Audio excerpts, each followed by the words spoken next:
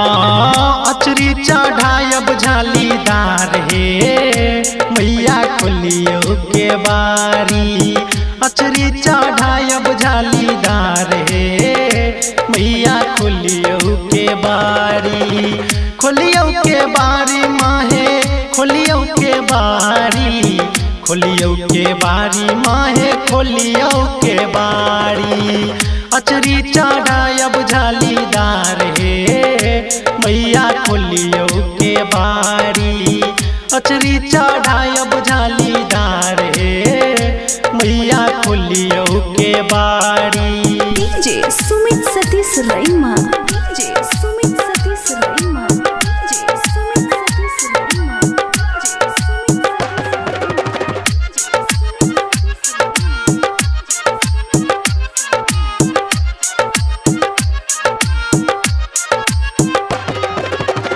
मलिया आंगन समैया फूल हम अनलौ। फूल हम अनलौ माहे फूल हम अनलौ।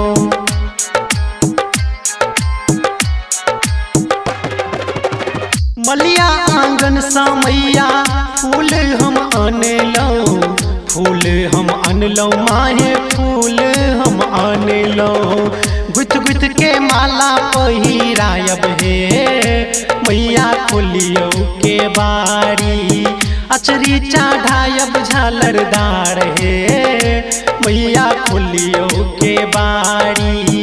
अचरी चढ़ायब झालरदार हे मैया खोलियो के बारी।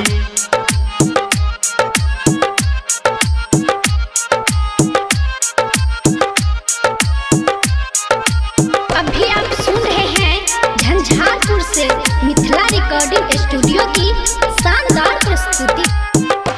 माँ सुनरा दुकान समैया गहना हम अनलौ। गहना हम अनलौ माहे गहना हम अनलौ।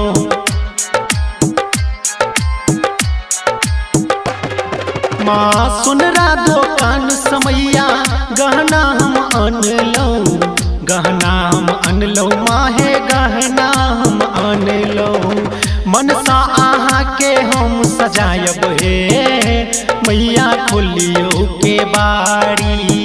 अचरी चढ़ायब झालीदार हे मैया खोलियो के बारी। अचरी चढ़ायब झालीदार हे मैया खोलियो के बारी।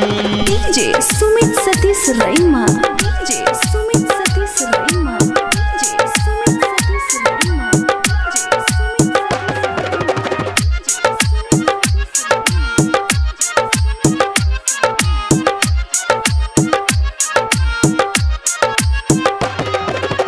सब मिल मैया देखू बिनती करैया। लीले से लैला देखू बिनती करैया।